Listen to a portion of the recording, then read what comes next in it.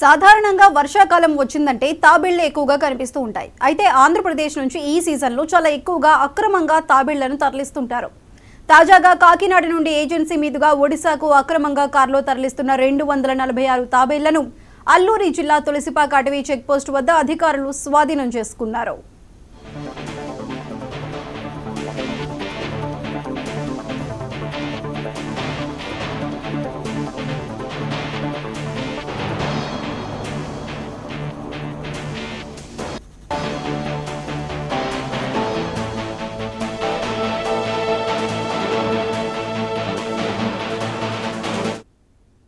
ఒడిశాకు తాబేళ్లను తీసుకొని పోతున్నారనే సమాచారం మేరకు వీటిని స్వాధీనం చేసుకున్నామని అధికారులు తెలిపారు.